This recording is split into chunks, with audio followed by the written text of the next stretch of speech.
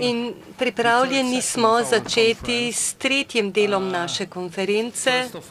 Najprej bi vas rad vse pozdravil. Najprej bi rad pozdravil poljskega ambasadorja, gospoda Pavla Červinskega, ki se nam je pridružil. Hvala za vašo prisotnost. Naslov te tretje sekcije je Združeni spomin v združeni Evropi. Vprašaj. Najprej bi morda predstavil naše govorce, potem vas bom nakratko pozdravil. Prosili so me, da vodim to sekcijo in da hkrati predstavim kratek govor, kratek komentar, kratko kritiko evropske zgodovine. In potem bom dal besedo našim panelistom in jih poprosil, da spoštujejo časovne okvire, da so hitri, kratki, zato ker rahlo zamujamo.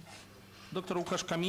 Łukasz Kamiński, ki je predsednik platforme Evropskega spomina in vesti, bivši predsednik Inštituta za nacionalni spomin, poljski zgodovinar, ki se je specializiral za poljsko zgodovino po letu 1948.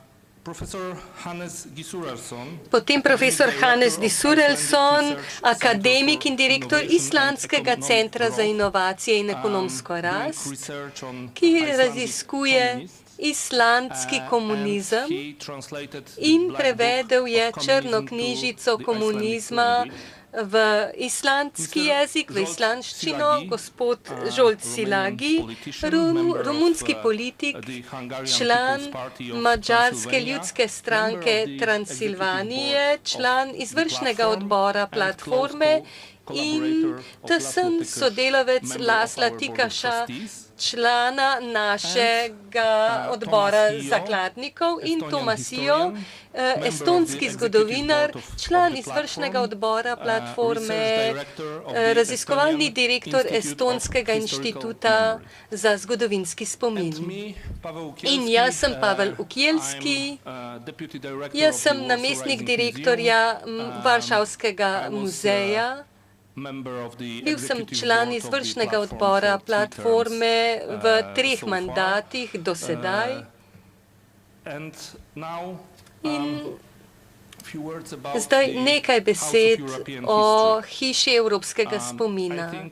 Mislim, da številni izmed vas poznate naše poročilo, da ste si ga prebrali o primeru razstave hiše evropskega spomina. To poročilo je izjemno kritično, moram priznati. Pripravili smo ga na osnovi študijskega obiska ob lanskem letu, lani avgusta. 19 članov platforme in naših sodelavcev je obiskalo hišo evropskega spomina, evropske zgodovine, pripravili so svoje pripombe in celovito poročilo na osnovi teh pripomb, ki smo vam ga že predstavili. Zakaj hiša evropske zgodovine, zakaj je tako pomembna? Zakaj je pomembno razpravljati, ali so njihove razstave primerne, ustrezne, ali pripovedujejo zgodovino našega starega kontinenta na uravnotežen način, na najboljši možni način? Najprej je to prva tovrstna inštitucija, ki smo jo ustanovili na evropski ravni, da pokriva celovito Evropo. To je prvi poskus, da bi predstavili skupni zgodovinski okvir Evrope. In na ta način, da predstavimo zamisel evropske identitete. Drugič, taka institucija, taki muzeji, ki so morda za nekatere ljudi težko predstavljivi, so dejansko izjemno močna orodja, ki oblikujejo skupni spomin, so zelo sintetične inštitucije, govorijo o zgodovini, predstavljajo zgodovino v jeziku, ki je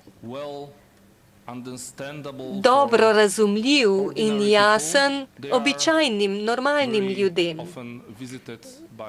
Zelo pogosto take muzeje obiskujejo stotine tisočev ljudi na leto, tako da imajo izjemno močan vpliv.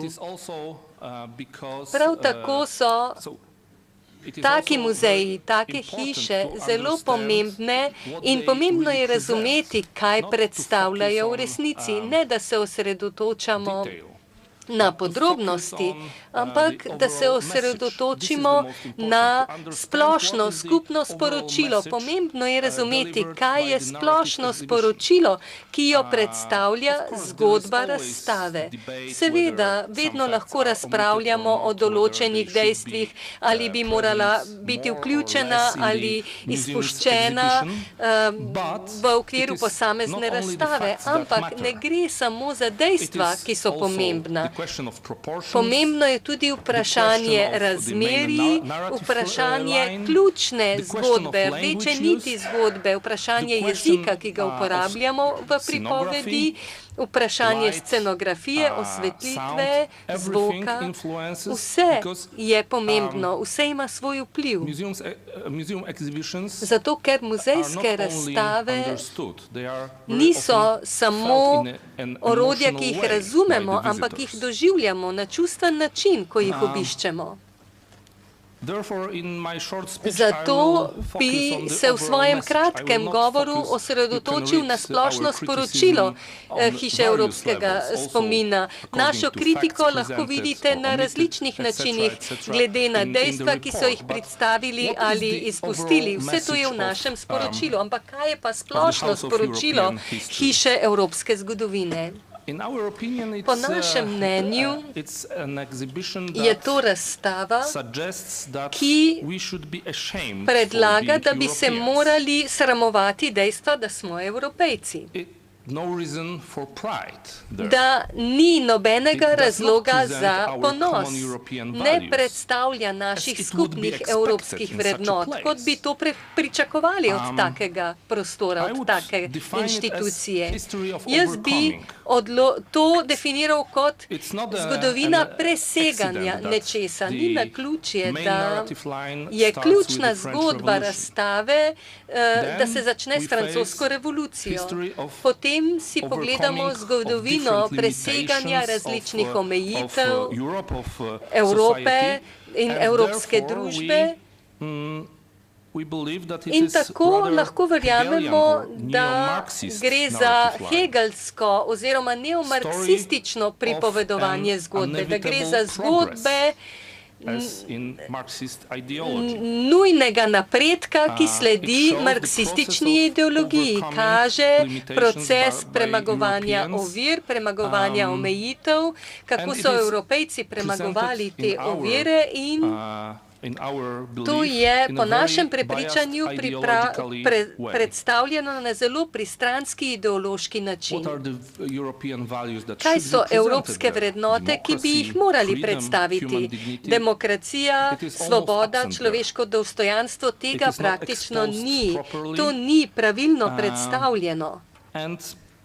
Te vrednote niso pravilno predstavljene in kaj je zelo pomembno za Srednjo Evropo, za prebivalce Srednje Evrope, to je primer tega, kar pripovedujem, je primer zgodba o hladni vojni. To ni zgodba, ko se svoboda in demokracija borita s totalitarnimi pravili. To je zgodba dveh enakovrednih sistemov, ki tekmujeta med seboj.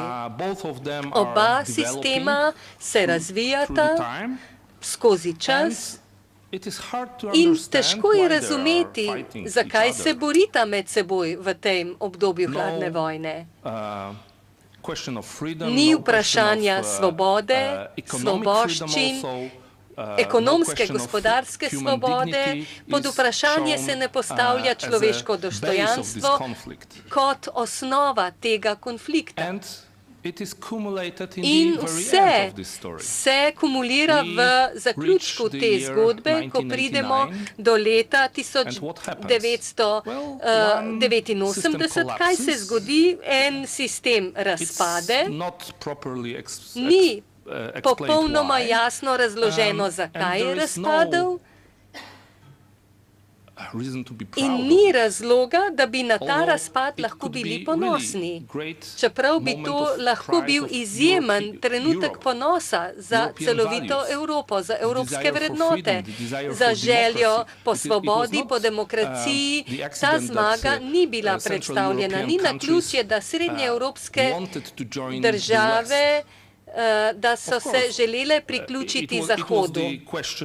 Seveda, šlo je za vprašanje materialnega statusa, materialnih dobrin, ampak seveda je šlo tudi za vprašanje vrednot. Tako da ta globalna opomba je ključen razlog za vse ostale omejitve, po mojem mnenju, ki jih predstavlja Hiša evropske zgodovine. Na vse izpuščeno iz razstave, vsi ideološko pristranski opisi in komentarji, skoraj ni vere, duhovnosti, ki bi bila predstavljena v razstavi. Težave s sorazmerji, nekatere teme so popolnoma skoraj izpuščene, nekatere pa so izjemno široko predstavljene. Pomanjkanje jasnih, podrobnih podatkov je tudi očitno. Zelo redko imamo številke, ki bi bile predstavljene v razstavi. In številni drugi dejavniki. Hiša evropske zgodovine je bila ustanovljena in pripravljena brez širše razprave. In sam to prepoznavam kot jedro in izvor vseh nadaljnih napak. Naše poročilo kompleksno razlaga, zakaj lahko Hišo evropske zgodovine lahko poimenujemo kot zamujeno priložnost. Hvala lepa za vašo pozornost. In naj zdaj predam besedo gospodu Ukašu Kaminskemu.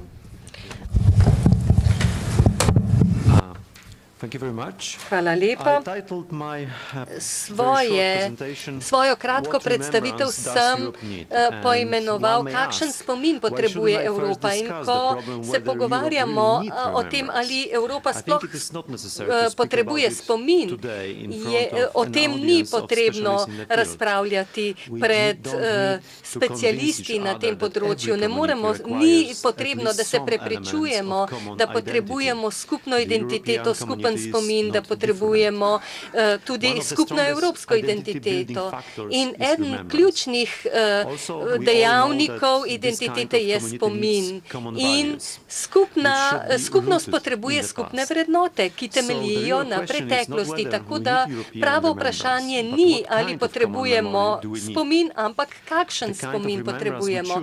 Kakšno spominjanje bomo izbrali, bo določilo prihodnost, ki si jo bomo ustvarili.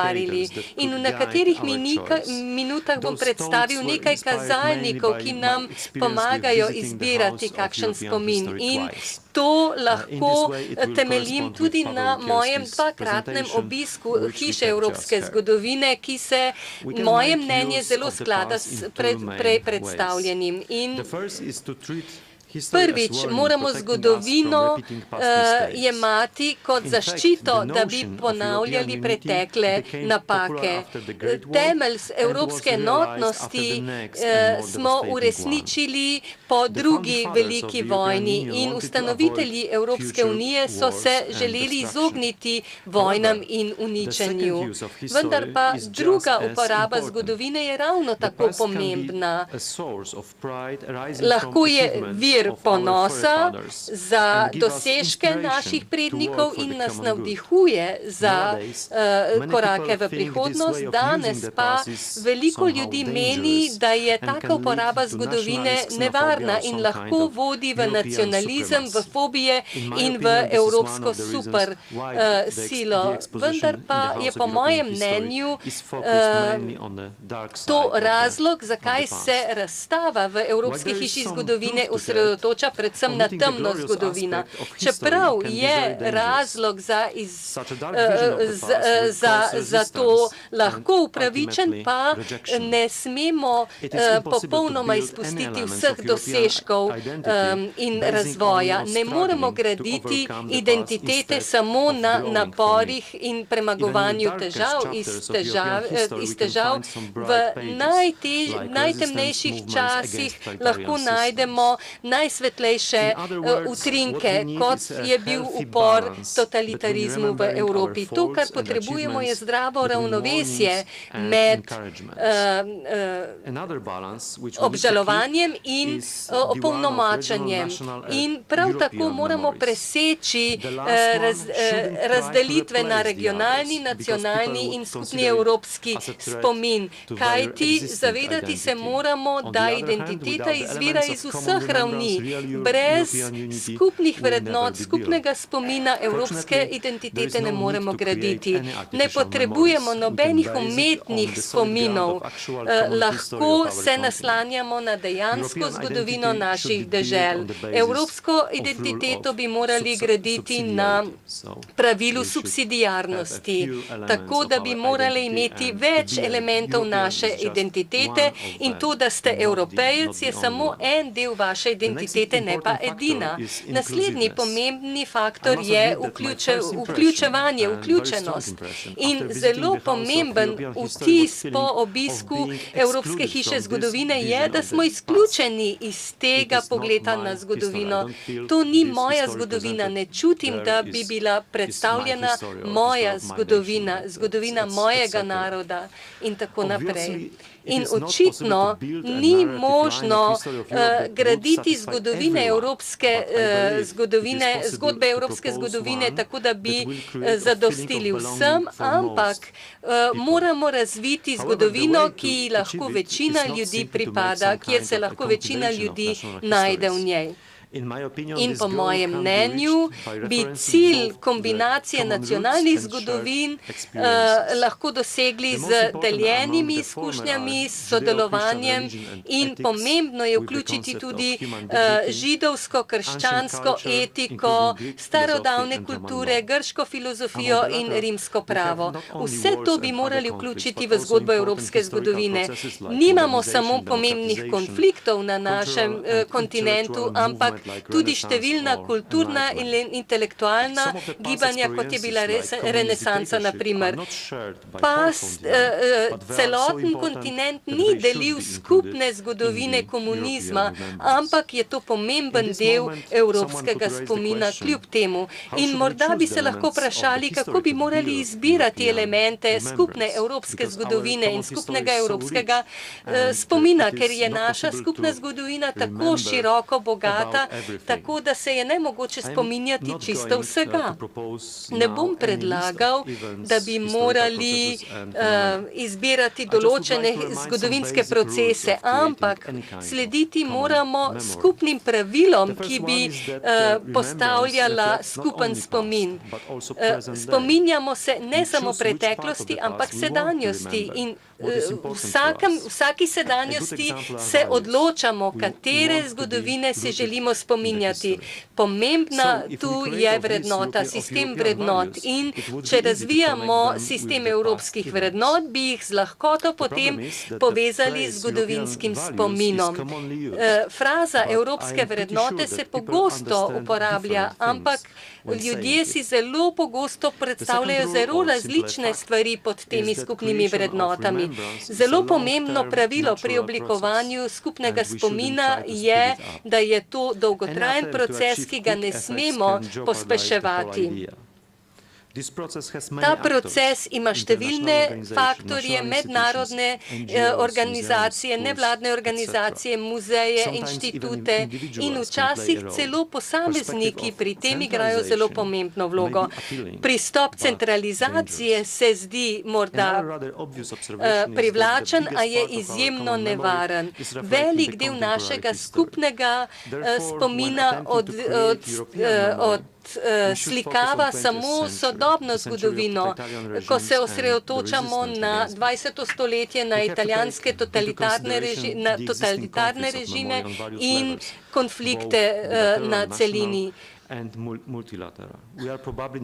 Najverjetneje ne moremo rešiti vseh nasprotij iz 20. stoletja, vendar pa moramo upoštevati vse pri gradnji evropske identitete. Vse se morda zdi preprosto in očitno, ampak zdaj je pravi čas, da začnemo razpravljati o evropskem spominu na novo in morda, da se tega ne lotimo samo na vprašanju spomina in spominjanja. Hvala lepa. Zdaj za besedo prosim gospoda Hannesa Gissurarssona iz Islandije. On bo govoril o tem, kako je treba dati žrtvam glas. Nekaj predlogov.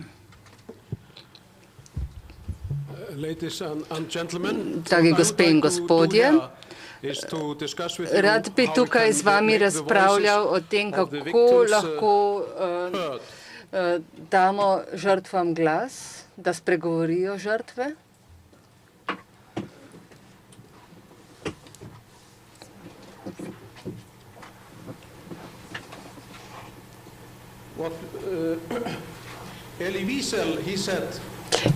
Elie Wiesel je rekel, da nekdo, ki ubija z obsodbo, ubija dvakrat in drugič ubija s tišino. Mi pa hočemo ta uboj s tišino razdeliti. Razbiti. Nihče ne bi sanjal o tem, da bi nosil Goebbelsa ali Hitlerja na majici, ampak Stalinom pa študenti pokažejo, se radi pokažejo. Tako da je to bolj popularno in zanimivo tako za študente kot za komunistične partije, stranke, ki hočejo predstaviti drugačen pogled na komunizem. In komunizem je nekaj zločinskega že po naravi. Na Norveškem je bil komunizem med vojno razglašen za zločin. Članstvo v komunistični partiji. Glede tega nisem popolnoma prepričan, ampak slišal sem za to. Tradicionalnih načinih razumevanja 20. stoletja to prevladuje. In mislim, da moramo razviti koncept totalitarizma, da sta komunizem in nacionalni socializem oba totalitarna. Jaz bi rad predstavil 6 predlogov, kako se lahko razbije to tišino, kako se sliši glas žrtev. Eden od teh predlogov je zmanjšanje neravnovesja v diskurzu, ker trenutno v diskurzu prevladujejo tisti, ki zagovarjajo komunizem in zato potrebujemo zagotoviti to, kar zagotavljajo številni člani te platforme, namreč neodvisne inštitute, Jaz sem tudi raziskoval v enem od takih inštitutov in obstaja potreba po učbenikih, ki lahko prikažejo drugačno sliko kot pa pristranski prikazi, ki jih poznamo do sedaj. Potem je treba predstaviti, prepovedati čaščenje množičnih morilcev. Imamo na primer še zmeraj Kaliningrad in nekatere trge ali ulice, ki so posvečene tem morilcem. Šesti predlog je preprečevanje dostopnosti totalitarne literature, ki je trenutno dostopna na spletu. To je mojih 6 predlogov, kako se tišino lahko razbije.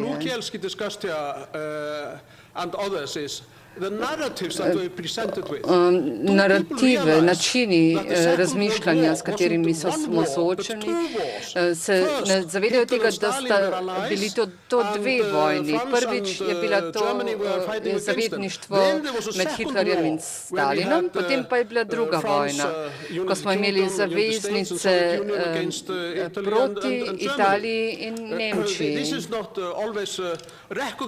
Tega ljudje pogosto ne prepriznavajo.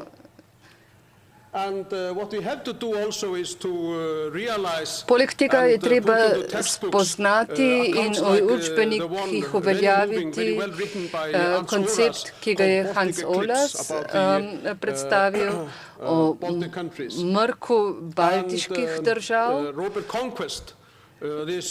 In potem tudi ta neverjetni zgodovinar, ki je govoril o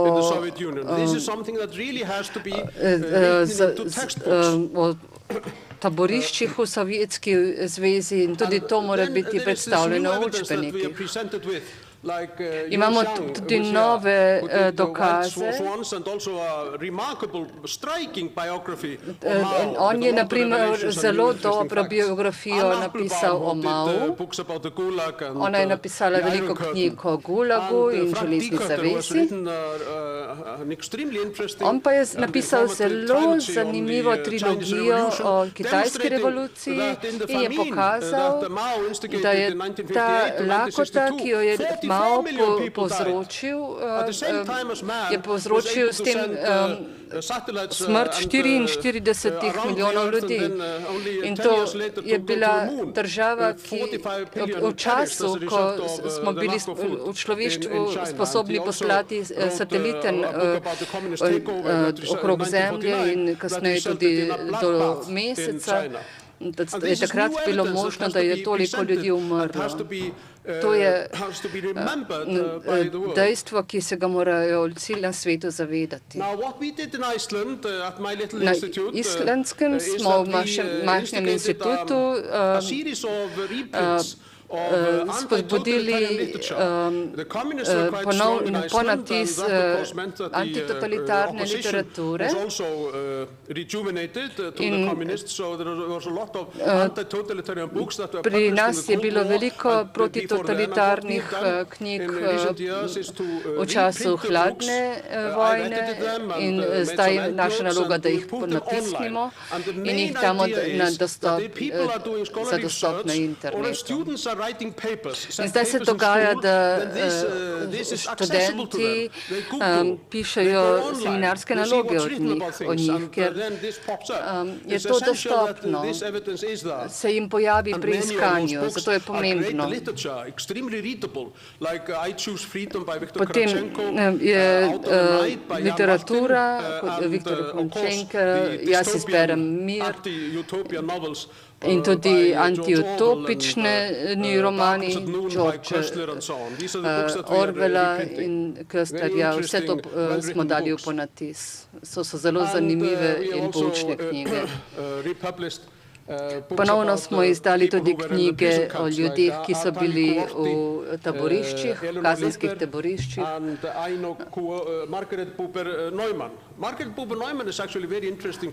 Ta zadnja pisateljica je bila zelo zanimiva, ker je bila najprej zapornica pod Stalinom, potem, ko pa je on podpisal pakt s Hitlerjem, je vse komuniste zbral iz taborišč in ona je bila ena od njih, ki je prišla v Ravensbrück, kar je Stalin poslal vse zapornike tja v zahodna taborišča. Arthur Koestler je tudi zanimiv pisec. On je rekel, da je problem statistik to, da ne krvavijo. Če beremo, koliko milijonov ljudi je umrlo zaradi komunizma, se tega ne občuti, ker je to samo statistika. Na koncu bi rad povedal samo to, da je to, kar moramo narediti in v zvezi s tem, kar sem rekel v zvezi s Arthurjem Koestlerjem, da je treba zgodovino, ki je napisana v številkah, moramo spremeniti številke v ljudi.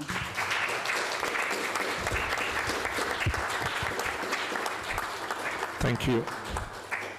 Thank you very much, Hannes, for your proposals. Za vaše predloge. And now in I will ask Mr. vabim gospoda Zolta Szilagija za njegovo predstavitev Vzhod in Zahod, dvojni spomin ali dvojni standardi. Hvala lepa. Nadaljeval bom z zamislijo, ki jo je odprl že Pavel in Hannes pred svojim govorom. Kot sodelujoči naj se najprej zahvalim Andreji Valič in njenemu inštitutu za izjemno prizadevanje, da ste nas povabili in hvala vodstvu slovenskega parlamenta. Izjemna priložnost je, da smo tu v parlamentu, kjer pokažemo, da so naši problemi, da jih moramo in da jih lahko rešujemo na nivoju oblasti, na nivoju odločanja, brez politične želje in podpore. Naša vprašanja, naši problemi ne dobijo rešitve. Drugič, naj čestitamo tudi poljskim prijateljem in kolegom, ki so predvčerajšnjem slavili 100-letno obletnico, tako da sem vesel, da se nam je pridružil gospod veleposlanik. Tudi madžarski je bil nekaj časa z nami, tako da smo zelo zadovoljni, da nam sledijo tudi vlade, da nas podpirajo tudi vlade. Ni Združene Evrope brez razdrobljenega zgodovinskega spomina. Imamo Združeno Evropo, nimamo pa združenega zgodovinskega spomina. Ne le v srednji in vzhodni Evropi, v državah srednje in vzhodne Evrope, ampak tudi v zahodni evropskih državah je zgodovinski spomin del našega skupnega kulturnega spomina. Tako da bi lahko rekli, da je evropska identiteta razdeljena na dve različni zgodbi, nažalost. Imamo geslo Sveta Evrope, vsi različni, vsi enaki. To je res, to je pravilno, ampak to vsebuje tudi spoštovanje druge strani. To vključuje tudi spoštovanje nasprotnikov. Šokiran sem bil, ko sem v Evropskem parlamentu videl rdečo zvezdo. Ko mladi, ki prihajajo na evropske dogodke v Evropskem parlamentu v Bruslu, ponosno na prsih nosijo rdečo zvezdo. Hannes nam je povedal celo o težjih primerih o podobah Stalina in Che Guevare na njihovih majicah.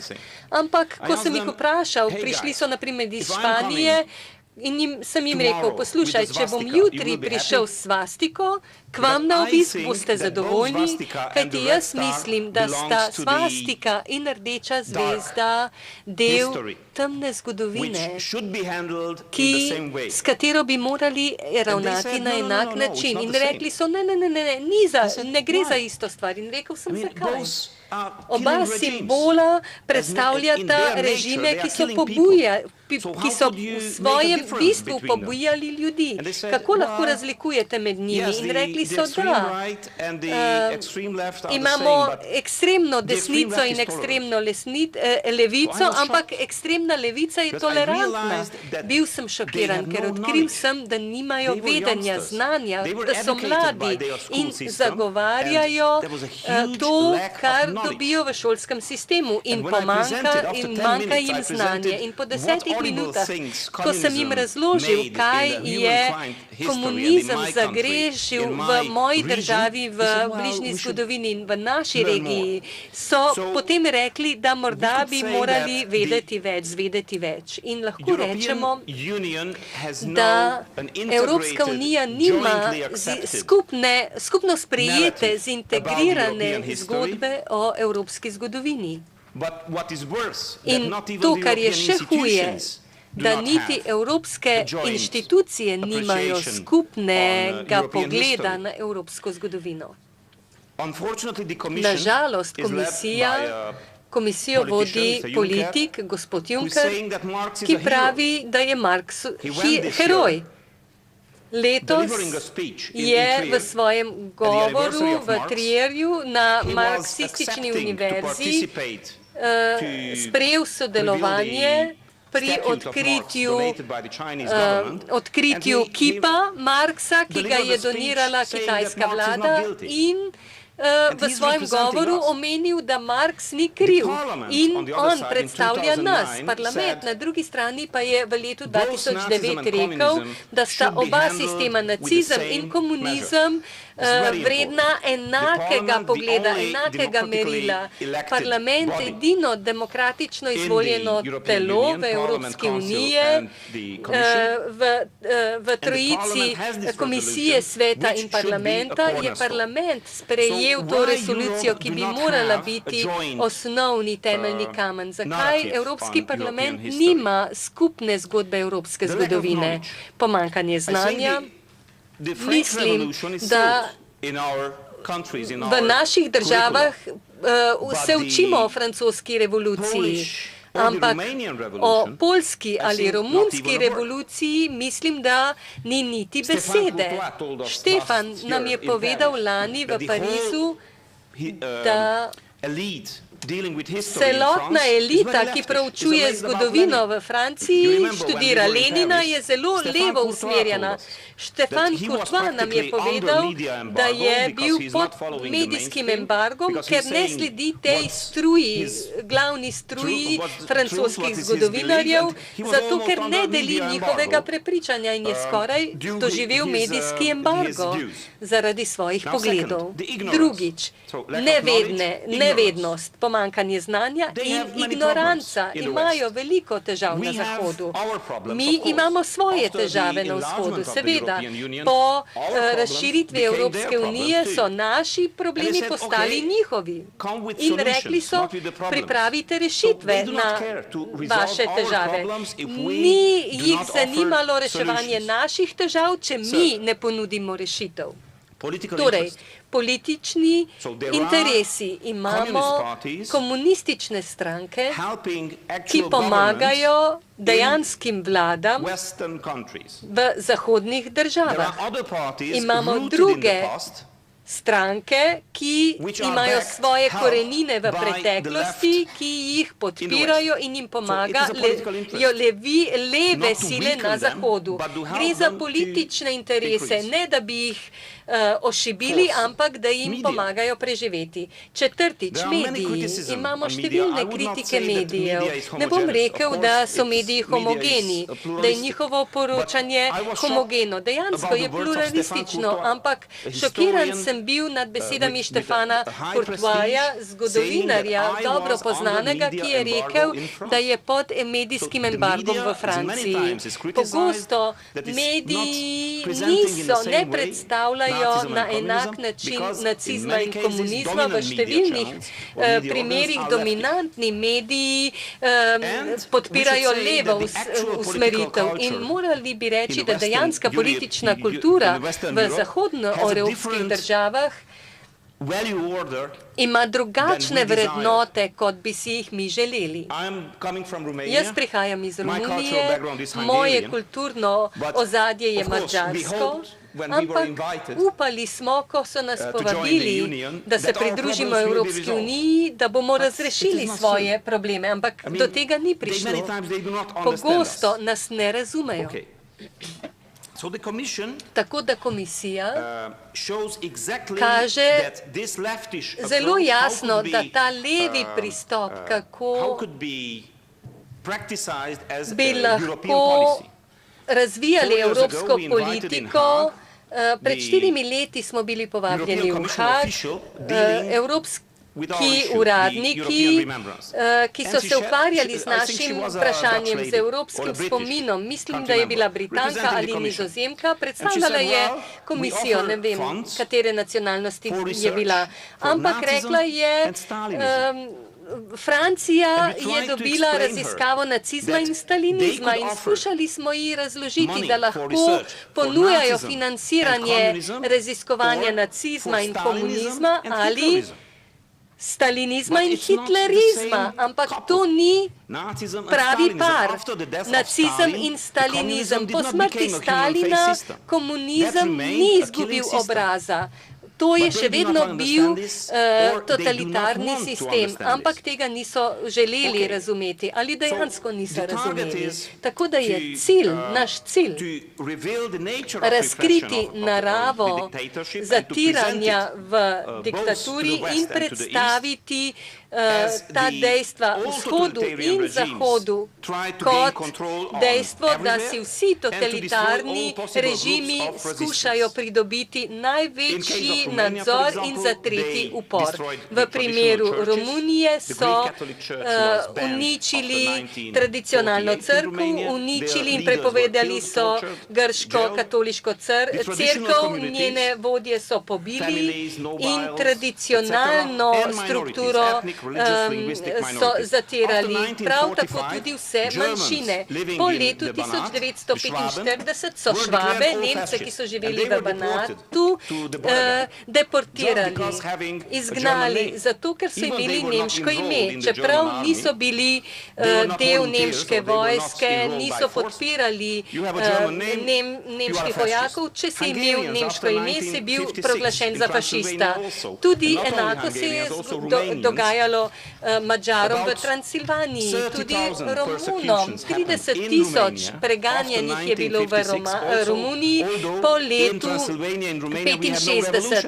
V Transilvaniji in Romuniji nismo imeli revolucije, imeli pa smo procese v Teminšvarju, ampak po uporu na Madžarskem 44 smrtnih kazni so v Romuniji izvedli zaradi madžarske revolucije in na stotine kazni, 30 tisoč ljudi so v Romuniji preganjali po letu 1965 po madžarski revoluciji. In da zaključim svojo zgodbo, seveda je odločitev vedno politična. Vedno seveda skušamo predstaviti svoj pristop znanstveno. Ker ta masovna grobišča, ki smo jih slišali v slovenski predstavitvi, ne bi smela ostati skrita. V Romuniji imamo Marius Opija, ki prav tako raziskuje ta masovna grobišča in pravi, da je najverjetneje 10 tisoč skritih grobišč v Romuniji, ki jih še niso odkrili. Tu je jasno, da ne gre le za slovensko zgodovino, za jugoslovansko zgodovino, da je to skupno evropsko vprašanje in iz Brusla doživljamo samo ignoranco, da se teh težav ne želijo dotakniti. Zakaj ti dvojni standardi? Zakaj bi se morali soočati s temi dvojnimi merili, ko skušamo pojasnjevati, da smo trpeli pod fašizmom, nacizmom in komunizmom, ampak Zahod pogosto ne razume ali ne želi razumeti našega pogleda. In na koncu bi rad rekel, da je izobraževanje ključnega pomena. Morali bi začeti na liniji bralcev, da se začenjamo spraševati, da vprašamo uradnike Evropske komisije, da razširijo in učijo zgodovino komunizma tudi v državah Zahodne Evrope. Prekiniti bi morali molk in tišino, tako kot pri primeru hiše evropske zgodovine. Zelo vljudno, ampak izjemno odločno. Šokiran sem bil v hiši evropske zgodovine, ko sem videl, da so predstavili solidarnost, poljsko revolucijo, ne da bi omenili papeža Janeza Pavla II. Lahko si predstavljate platformo, kako je prosila uradno besedilo, tega opisa pa tega nismo dobili. To je bila javna inštitucija, plačana z davkoplačevalskim denarjem, ampak odgovora na našo zahtevo od lanskega avgusta še nismo dobili. Besedilo, ki je objavljeno v hiši evropske zgodovine. In na nek način lahko iz tega razberemo, da se zavedajo, da bi morali, da ohranjajo nekaj skrito. In srednje in vzhodnoevropske države bi se morale združiti z našimi zahodnimi prijatelji. Tu ne gre za nacionalno vprašanje, gre za vprašanje skupne evropske zgodovine, skupnega evropskega spomina in vprašanje skupne evropske identitete. Hvala lepa.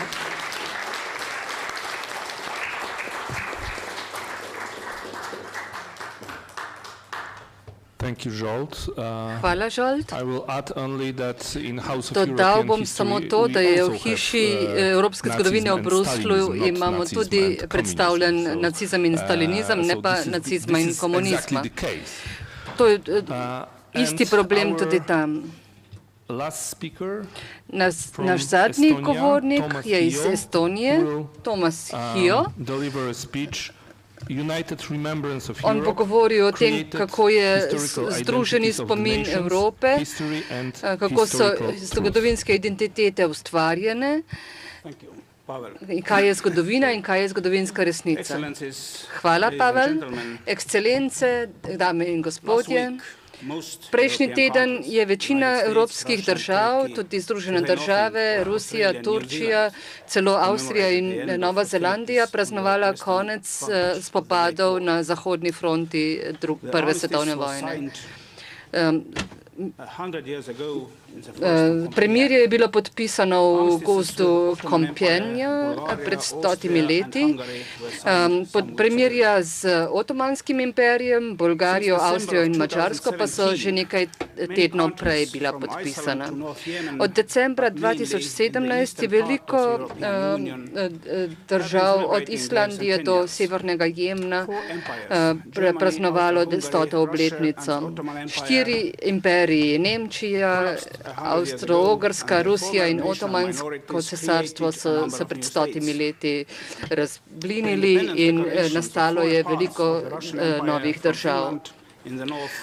Razglasitve neodvisnosti od ruskega imperija do Finske, vse do Azerbajdžana na perzijski meji, vse to je bilo možno zaradi zmage sil osi, centralnih osi na vzhodni fronti spomladi leta 1918. Teh sporazumov iz Brest-Litovska in Bukareste, ki so bili podpisani leta 1918, smo pozabili na nje, zato ker so potem je njim sledil še premirje iz Compiègne.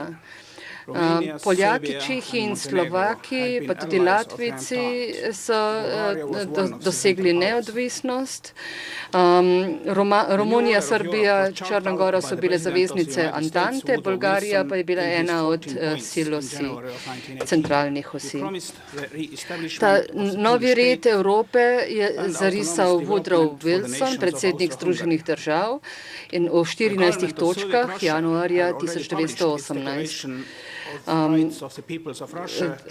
Ker je že dva meseca prej vlada Sovjetske Rusije objavila deklaracijo pravic in narodov, je bil to taktična poteza za to, da je ošibila zaledje sil osi in tudi Belorusov. Šlo je za države, ki so bile okupirane, ki jih je okupirala eden od imperijev, in šlo je za neizbežno zmago zavezniških sil in nacionalnih odpornikov proti tem imperijem. Velike vojne niso povzročili nacionalizmi, povzročili so jo konflikti med 4 imperiji, 2 kontinentalna in 2 kolonialna imperija. To je bila imperialistična vojna med imperiji in njihovimi zavezniki. Ni bilo pravih zmagovalcev, milijoni ljudi so umrli in številno ljudi je umrlo zaradi bolezni po vojni. Radikalne politična gibanja so se razrasla potem. Ni se začela svetovna revolucija, ampak se je začel vzpon bolševističnih, fašističnih in nacionalističnih ideologij, totalitarnih ideologij, ki so dobile milijone privržencev v tej atmosferi. Večina držav, ki so bile ustanovljene leta 1918, je že imelo svojo zgodovino, svoje plemstvo in elite že od srednjega veka. Iz generacije v generacijo so predajale ponos in spomin na svojo zgodovino in te zgodbe so obudili v obdobju romantike. Tako, naprimer, vsak Estonec ve, da so naši direktni predniki prišli do Balskega morja pred 5000 leti, dolgo pred germanskimi in slovanskimi narodi. In tako vsi menimo, da imamo pravico do tega ozemlja tudi pred invazijo tevtonskih križarjev v začetku 13. stoletja. Kot vidite, dragi kolegi, je to pravica primogeniture, ampak hkrati je tudi to identifikacija, ki ni vedno potrjena, saj resni znanstveniki je ne potrjujejo, ampak kljub temu je priljubljena. V parlamentih novih držav so se borile različne struje med sabo, liberalci so bili šibki, ampak to so bili tudi v Zahodnji Evropi. In ni čudno, da so po veliki depresiji, po tej gospodarski krizi, ljudje svoje zaupanje predali močnim voditeljem, ki so bili ustanovitelji teh držav 10 ali 15 let prej.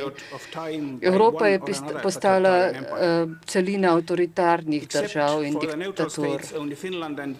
Samo Čehoslovaška je bila edina demokracija, ki jo je kmalu premagala Hitlerjeva Nemčija. Tudi demokratično Finsko je napadla Sovjetska unija.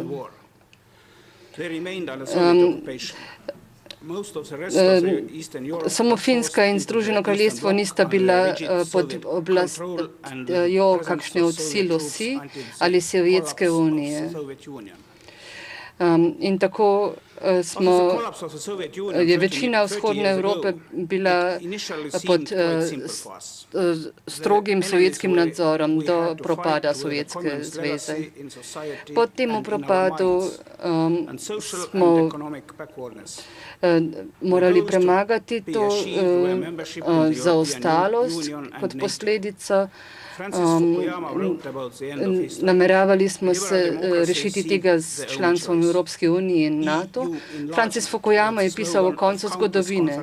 Liberalne demokracije se zdele samo kot edina izbira. Širitev EU je bil slogan številnih konferenc, od Pariza do Helsinkijev, od Londona do Sofije. Po drugi strani pa ni bil velik problem, da so bile prejšnje države, predvojne države, avtoritarne. To so bili ustanovitelji narodov in predniki sedanjih politikov. Kontinuiteta s temi državami je bila temeljni kamen za samoidentifikacijo v številnih državah, ki so bile potem pod komunistično nadvlado. Težave nekdanjih držav Sovjetske zveze so bile nekoliko drugačne. Ni jim bilo treba potrjevati ves čas, da je njihova država kot vsaka druga. Baltske države se nikoli niso opredeljevale kot komunistične družbe. Pri njih ni bilo političnih strank, ki bi temeljile na komunizmu ali celo evrokomunistični tradiciji. Politika spomina je večinoma temeljila na preživelih in njihovih družbah. To smo videli pri holokaustu in tudi pri žrtvah komunističnih režimov. Družbe so sposobne pozabiti in so pripravljene, rade pozabljajo. In to ni vedno slabo. Ne moremo svojim otrokom vedno znova vsiljevati svojih spominov in travm. Družbe ne smejo živeti v nekakšni mentalni preteklosti. To morajo biti liberalne in demokratične družbe. Zločine, ki so jih povzročile totalitarne ideologije imperijev, ki so se rodili iz pepela velike vojne, vendar pa so naši sodržavljani te politike izvajali. Ne smemo pozabiti žrtev in storilcev. Del naše izkušnje kot naroda in evropske izkušnje je to. To je naša odgovornost, da se izogibamo teh umetnih identitet in teh izmišljenih zgodb. To je morda temna stran kolektivnega spomina in identitete, če izmišljene zgodbe poskušajo prevladati nad zgodovino. V številnih državah Evropske unije je prišlo do zanikanja nekaterih genocidov. Tudi Rusija in Kitajska sta se hoteli ponovno vzpostaviti kot velesili. Na seznamu iz lanskega leta je bila Nemčija šele na 16. mestu po prebivalstvu. Med prvimi 10 pa glede BDP-ja pa so Nemčija, Združeno kraljestvo, Francija in Italija. Vendar Evropska unija je kot celota na drugem mestu. Veliko se je spremenilo v zadnjih 30 letih. teroristični napadi proti ZDA in arabska pomlad leta 2012, ki je prinesla veliko upanja, vendar se razvila v državljanske vojne in na migracije, tako da je nastalo novo okolje za mednarodne odnose in tudi domača politika v državah članicah se je zato spremenila. Združeno spominjanje ne more biti združeno pozabljanje. Politiki in diplomati včasih rečejo, da je treba zgodovino prepustiti zgodovinarjem, vendar je zgodovina nekaj, kar je zelo pomembno za politiko. Žal gre pri večini za kratkoročne cilje. To smo tudi prejšnji teden videli. Ko omenjamo nacionalizem, je veliko pomenov in veliko je besednih iger. Nacionalizem ni povzročil prve svetovne vojne, povzročile so jo politike imperijev. Vendar pa je večina modernih evropskih držav bila rojena iz nacionalizma 19. stoletja. Seznam ciljev platforme evropskega spomina in zavesti je to, eno od teh stvari na seznamu je povečanje javnega zavedanja o zgodovini in o zločinih, ki so jih povzročili totalitarni režimi. Sledimo temu načelu. Hvala lepa.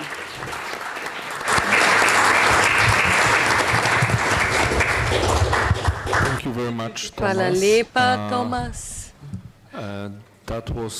To je bil zadnji govor današnje konference.